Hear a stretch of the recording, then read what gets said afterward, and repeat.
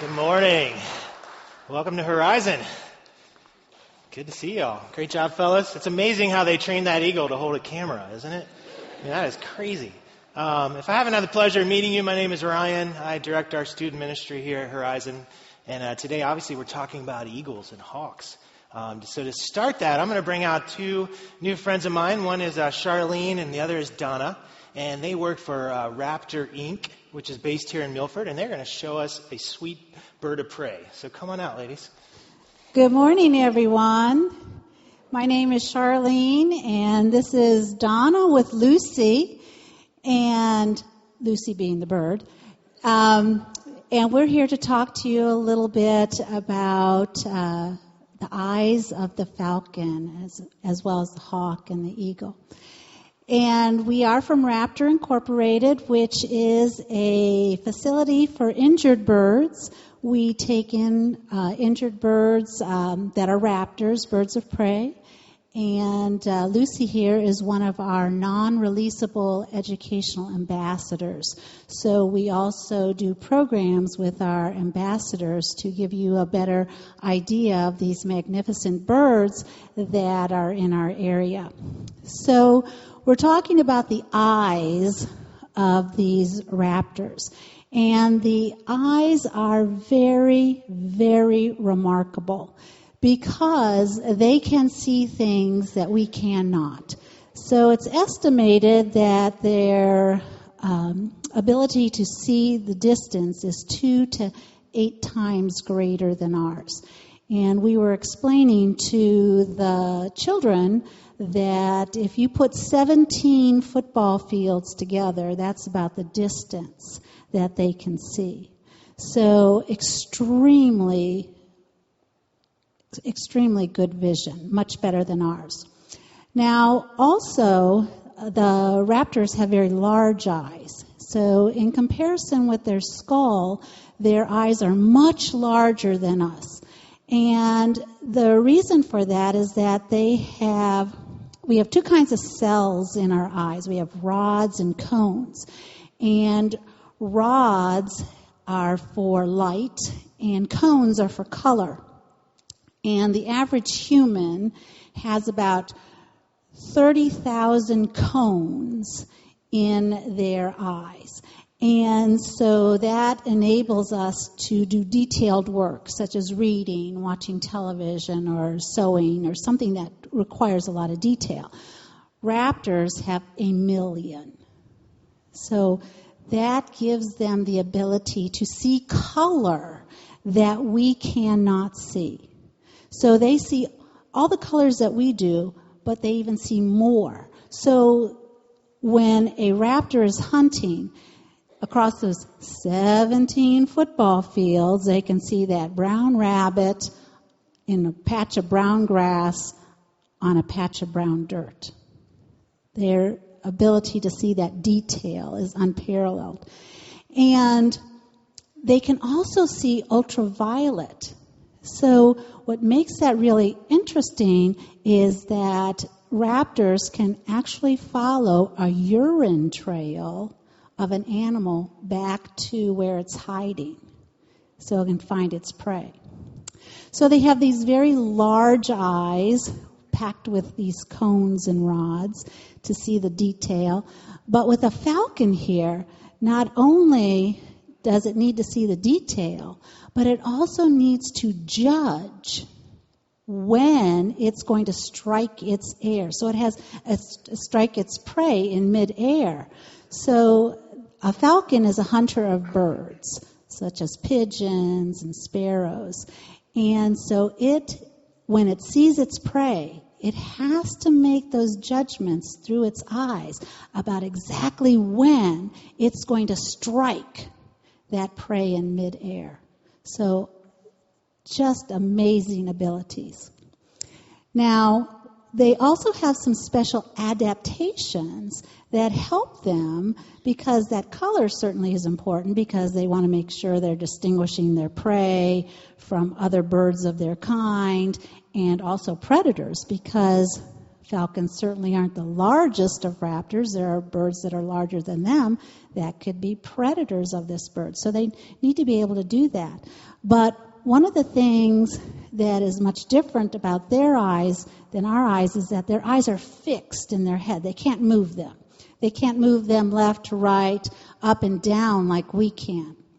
And so what they have is increased flexibility in their necks that allow them to move their head all around so that they can actually see what they need to see, because it's like looking through a pair of binoculars for them. They can only see in the direction their eyes are facing. So we have 7 bones in our neck. They have 14. So 14 bones gives them that flexibility. Also, with their eyes, they have a bony ridge, a bone that goes completely around their eyes to protect their eyes and keep it in that socket, because their eyes aren't round, they're more of a cone, not a cone shape, a cylinder shape. And they have a third eyelid. So we have 2 eyelids, a top and a bottom, and they have those as well. That enables them to close their eyes, but they also have a third eyelid that goes across their eye. And it's a semi-transparent membrane called a nictitating membrane that they can actually see through. So when the falcon here, which is the fastest animal in the world, so when it's hunting and starts its dive to catch its prey, it can go in excess of 200 miles an hour. That nictitating membrane closes and acts as a pair of goggles and protects their eye from the dust and the dirt that's in the air, from their eyes drying out, keeps their eyes moist. So that nictitating membrane really helps in protecting their eye. They also have a bony ridge above their eye, which acts as a sun visor. So they're daytime birds. They're hunting during the day. On a sunny day, they can't wear a pair of sunglasses like we can. So that bony ridge protects their eye so that the sun glare does not bother them. Also, look at those dark patches under her eyes. Those dark patches also help with that sun glare. This is where athletes get that idea. When you see those baseball and football, soccer players with the black under their eye, they learn that from animals. So everything about these magnificent birds help them with their vision to hunt and be successful in our world. So the next time you're out driving along the road and you see a big bird like a hawk sitting in a tree and on a post, and you're wondering what they're looking at something that you can't even see. That vision is so good. Well, thank you so much for having us here today. If you're interested in learning about raptors, please come and visit us at our facility. Our open houses start next week. Next month. And it's always the last Sunday of the month. It's free to the public from 1 to 4. Thank you very much for inviting us.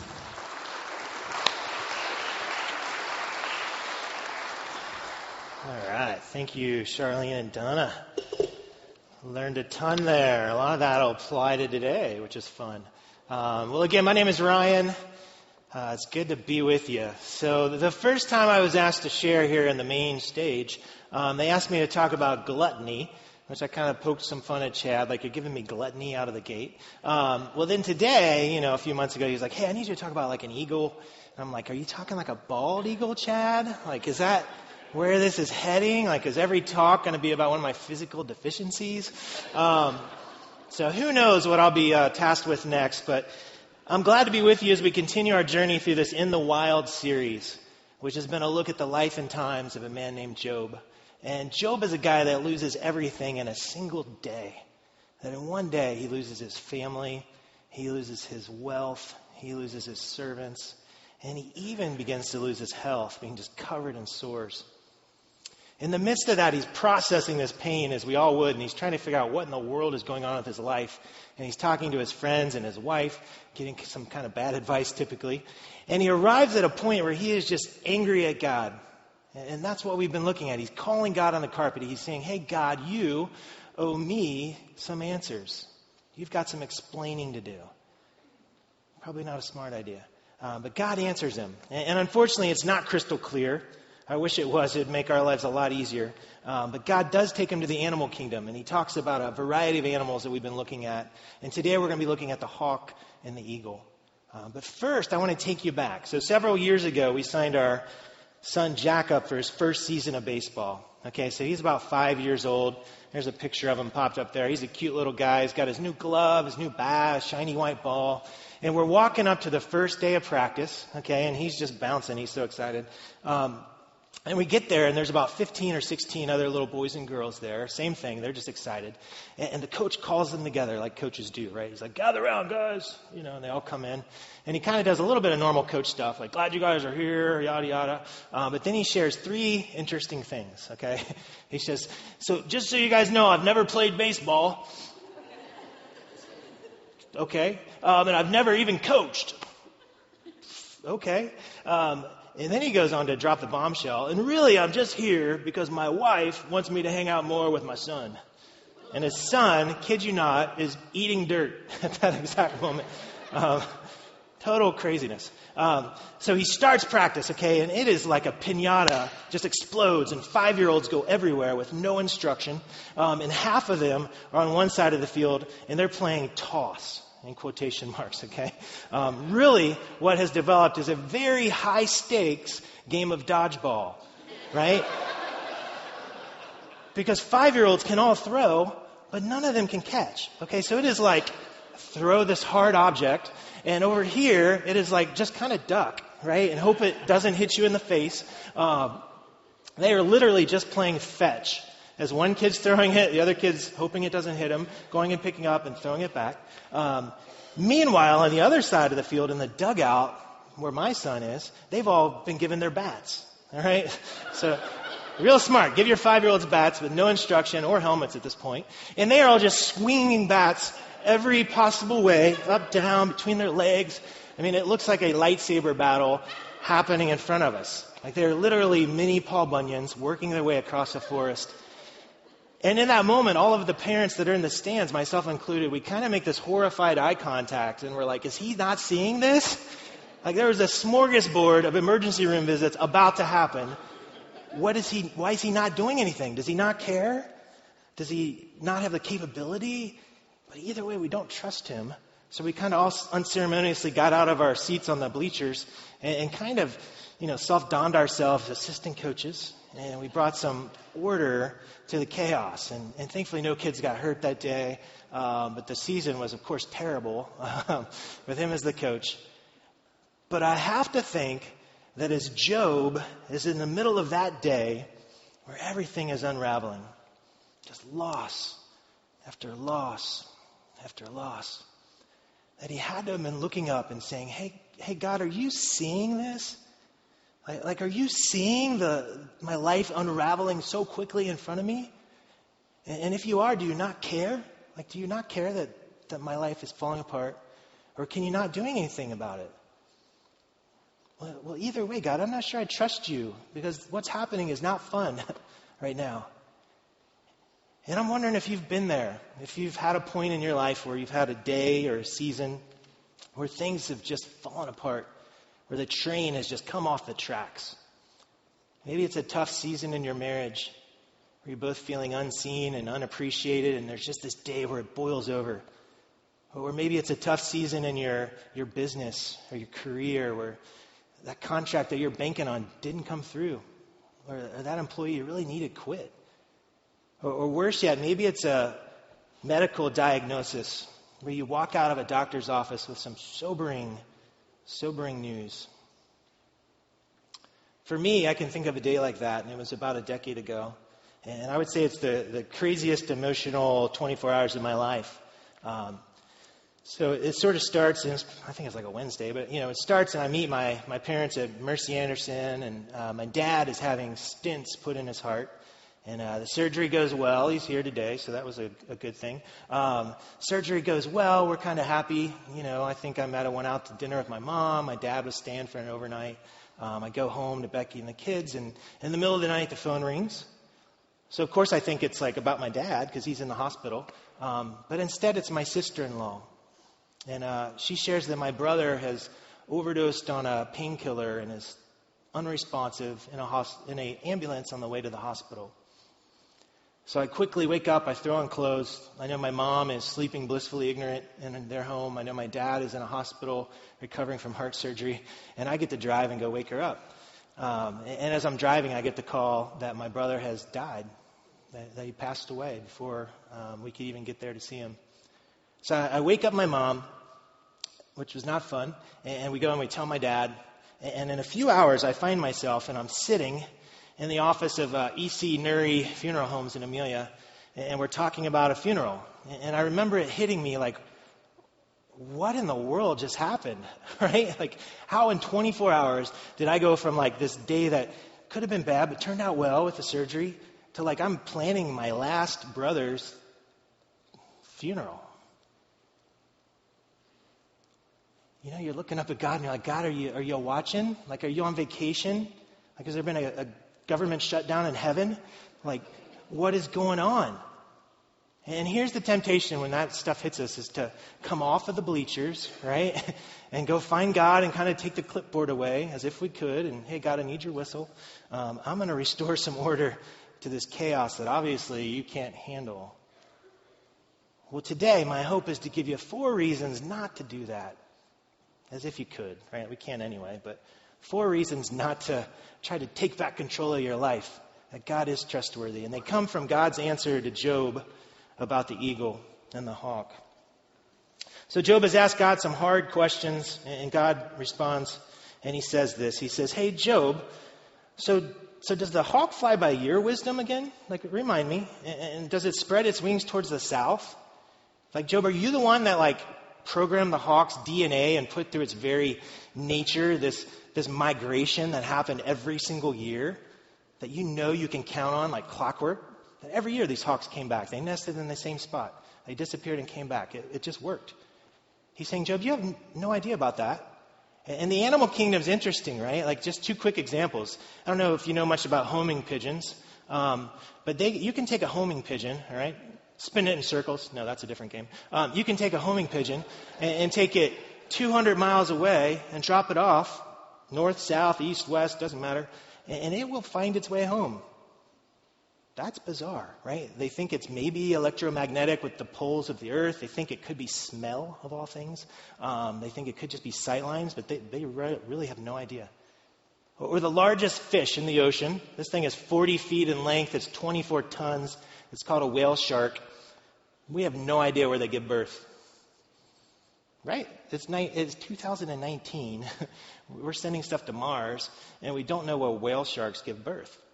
Never been seen, never videotaped. There's some inklings.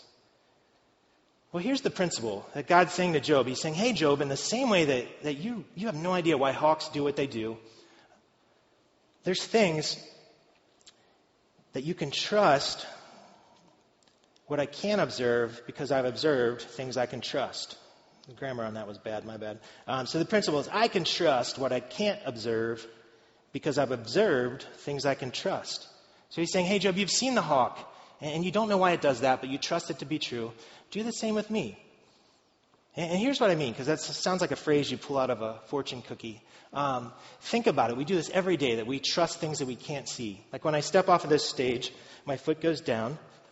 Well, there's this little thing called gravity happening, right? Like, how many of you guys have ever seen gravity? Anybody? I've never seen gravity. I don't know about you.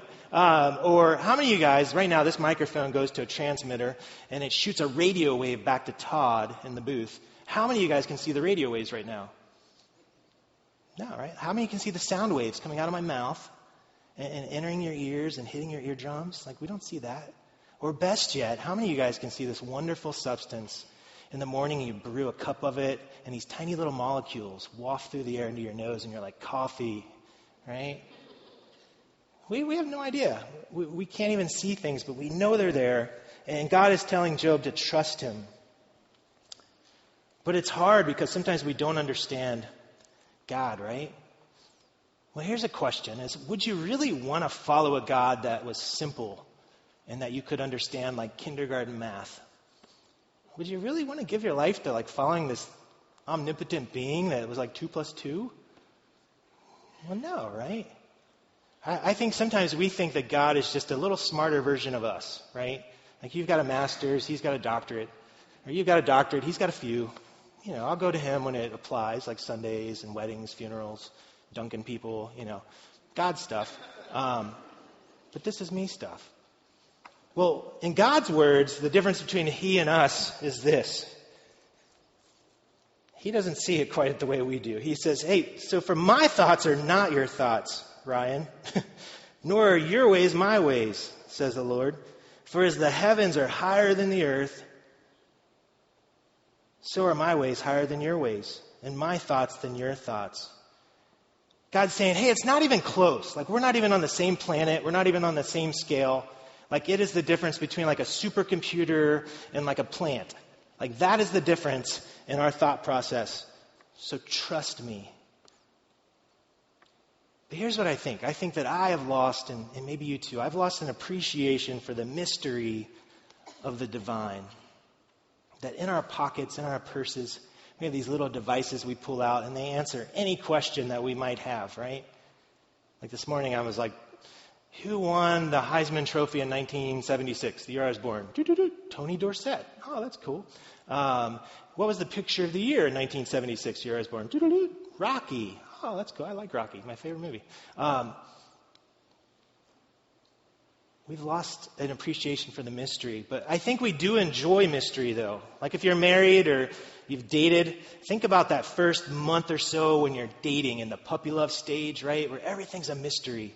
It's like, what's going to make them laugh? What's their favorite food? Who's their favorite, like, musician? Like, should I bring flowers or candy? Or when are we going to kiss? Like all the mystery of the fun parts of that beginning of a relationship. Or maybe you have a crazy friend, right? Any of you guys have crazy friends where you're like, man, when we're with her, I have no idea what's going to go down, but it's going to be awesome, right? Like, he's crazy. We're inviting him to the party. Like, we like mystery. Or more personal, how many days do I wake up and it is like, it can be sunny and 80 out and I'm just down. Like, I don't know why I'm down. I'm just kind of down. Or I wake up and it's cloudy and rainy and I'm just happy. Like, this is great. It's like my birthday, but it's not. So often I think things, I say things, and I do things that are just a mystery to me. I'm like, why did I say that? Like, ask my wife. She's here. She'll be like, why did you say that? I'm like, I have no idea. Well, why in a million years, if I can't understand Ryan, can't even understand why I think or say something half the time, would I think I can understand God? Like, I can't figure out me, but I'm going to figure that one out. It's just kind of a fool's errand. And God's saying, hey, even when you don't understand me, you can trust me. And this brings us to our second reason from the verses that point to why we can trust God. It says, God can see and provide even when he seems distant. He continues in Job. He says, hey, Job, so does the eagle mount up at your command and make its nest on high? He's kind of throwing more shade at Job, like, I'm a lot smarter than you, Job. These eagles, they're golden eagles, and we'll pop up a picture here. That's one of their nests. So their nests are as high up on the cliff sides as they can get, because they want the advantage for hunting and for safety purposes for nesting. They're way up there. And I think it gives us a great analogy for our relationship with God, that sometimes he can feel really distant, right? Like he can feel like he's way up there in the heavens and I'm way down here. And our problems and our struggles, they feel close and they feel tangible, like a wetsuit that is just sticking to us, right? I'm like, man, I feel these. Well, that day when I sat at E.C. Nuri in that office, I felt that conflict. I felt the conflict of wanting to connect and needing a God, but feeling like, man, it doesn't feel as real as this pain does right now. If you've felt that, I want to give you two things to think about. that have helped me. And the first is this. It's, have you considered that God's distance actually offers him a greater perspective on your life? That with distance comes perspective. A few years ago, I had a very prestigious position called JV head coach of baseball at Turpin High School. It's really high up on my resume. And I inherited this first base coach named Frank. And I called him Frank the Tank because he was awesome. And Frank the Tank was 82 years old, and he weighed 102 pounds, like soaking wet. Like he was just this tiny little guy, and he was just full of life and wisdom. And early on, I was the third base coach. So as a third base coach, your job is to like send runners home, if you've ever seen a coach doing that, if you think they can make it. Or you like hold them up, like, whoa, you're not going to make it, right? Well, apparently I'm really bad at that, okay? Because in the first few games, it was like guys were getting mowed down at the plate, and I was holding up guys that could have like eaten a lunch while they're walking to the plate. I was just bad at it for whatever reason. And Frank pulls me aside, and he's like, hey, could I like give you some advice about coaching third base? And I'm like, well, yeah, I'm obviously really bad at it, so help me out. He said, well, hey, when a ball's hit and a runner's approaching, you walk about 5 steps towards the outfield. And I said, well, yeah, I'm trying to see the ball and see if the guy's going to field it cleanly and if I can, send a guy. And he said, well, try this. He said, next time, try taking about 5 steps back towards home when the ball's hit. And he said, I think what will happen is your field of vision will open up, and you'll be able to see the runner, and you'll be able to see the ball, and you'll be able to make a better decision on whether you should take that risk or not. And obviously I'm not the sharpest knife in the drawer, because that should have dawned on me, but it didn't. And it really helped that I started making far better decisions. Because when it comes to our life, God has this far greater vision than we do. That we're looking at our lives through a straw, right? And he's looking at our lives through one of those panoramic 360 cameras that real estate agents use, right? Like that's his view of our life, and this is our view. And we're like, hey, God, what are you doing? And he's like, I can see it all, actually. Like, just chill. Second thing that's helped me is that God's distance doesn't actually affect his vision or care. As the lady shared earlier, that these eagles and these animals of prey, they have incredible eyesight. Right? Just way further than we can even imagine. They can see things from 2 miles away, a tiny little bunny from 2 miles away. Right? Like I can barely see the side of a building from 2 miles away, and they can see this tiny little bunny. And God's telling Job, he's saying, hey, though I feel far, like I can see you. Like my eyes are trained on you, Job. Nothing is going without me catching it. And not only can they see from afar, but they can get there quick. That the peregrine falcons can go 230 miles down, but a golden eagle can go 180 miles down in a dive, 180 miles an hour. That God's saying, hey, Job, not only can I see you, but I can reach you, and I can provide for you, even when I feel far.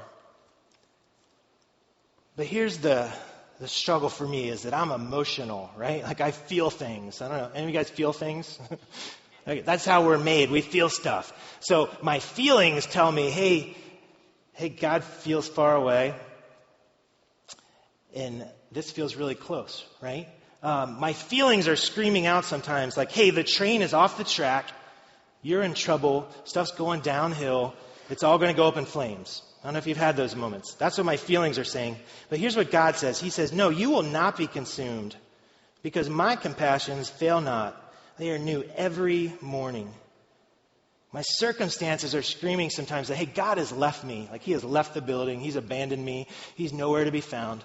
I've screwed it up, or he's just lost interest. I don't know. Like sometimes I feel that way. But what God says is, he says, no, I will never leave you nor forsake you. And nothing can separate you from my love. And that brings us to our second principle or application, that I can trust his vision and heart more than my feelings and circumstances. Like our feelings go up and down like the weather in Cincinnati this month, right? Like one day it's -10 and you're wearing a toboggan, and the next day it's 60 and you break out the flip-flops, and it's confusing. Well, that's our feelings. And circumstances are the same. They just go up and down. So the question before us becomes, well, what are you going to trust in then? Are you going to trust in how you feel?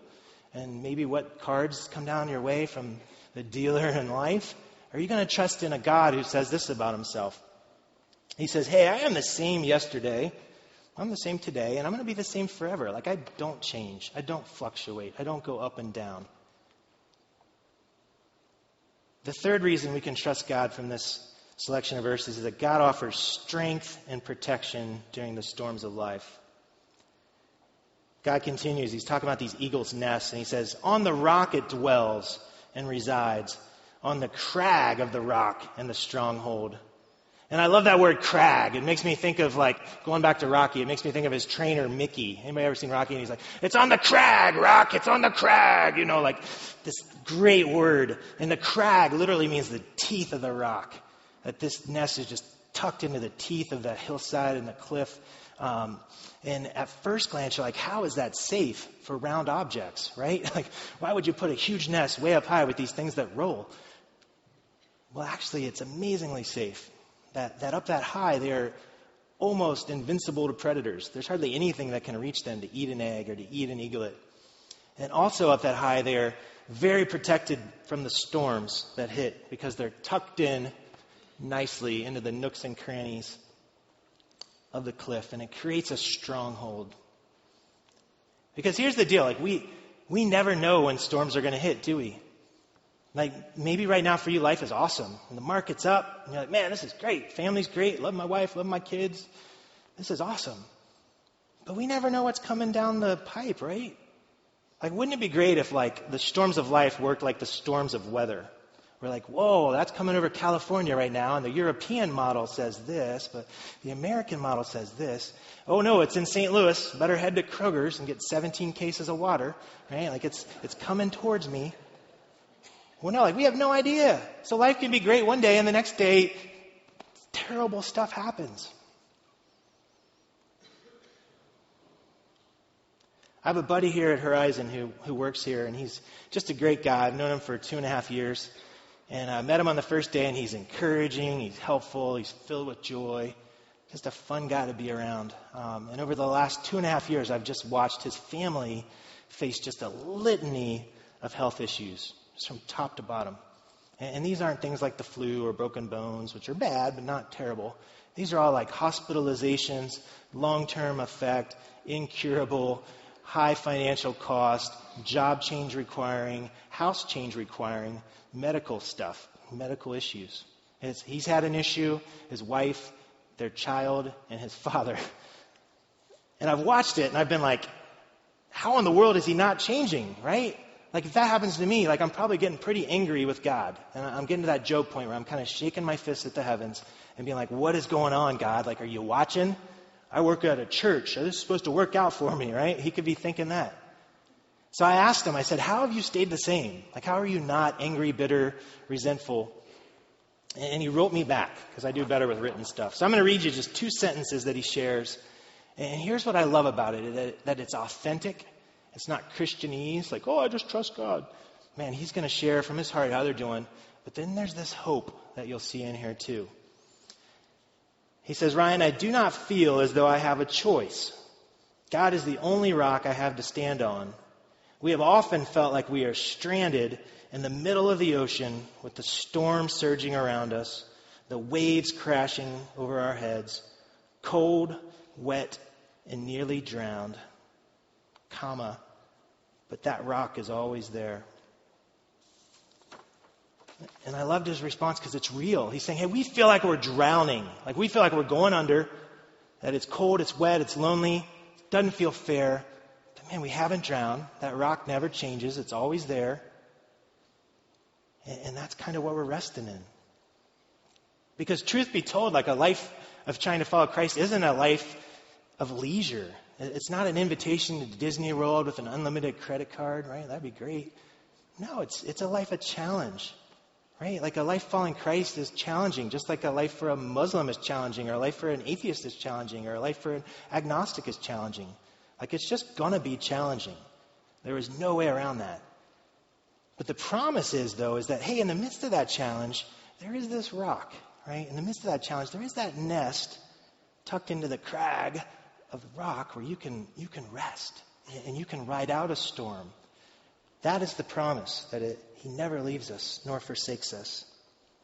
As Chad put it so eloquently a few weeks ago, that God is not winging it with your life. He's not just making it up as he goes. He's not faking it till he makes it. He's not winging it. He's got a plan.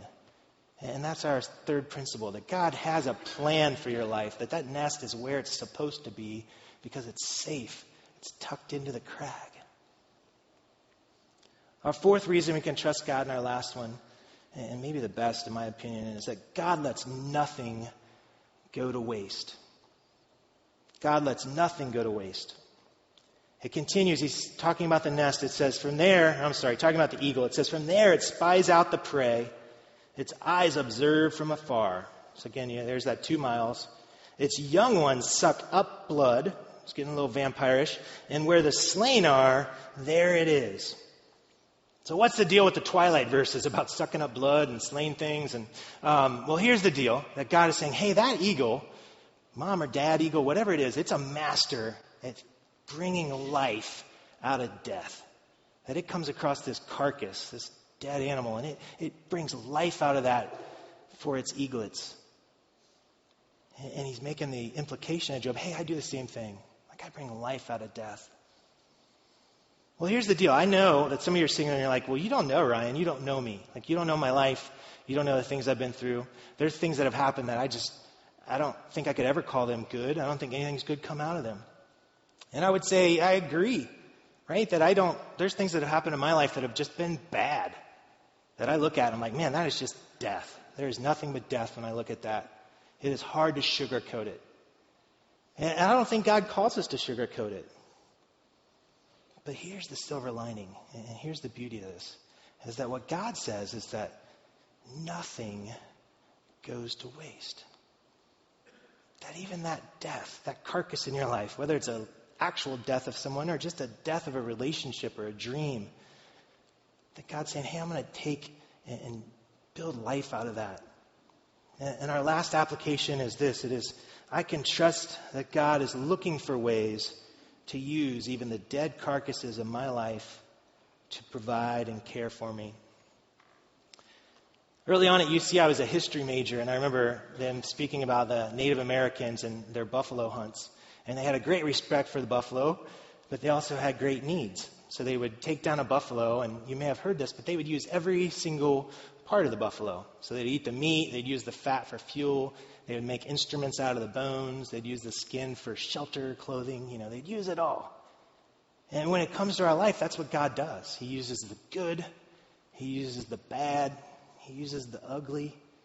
It's like fertilizer, right? Like fertilizer's not made out of fun stuff. And out of fertilizer comes these beautiful things sometimes.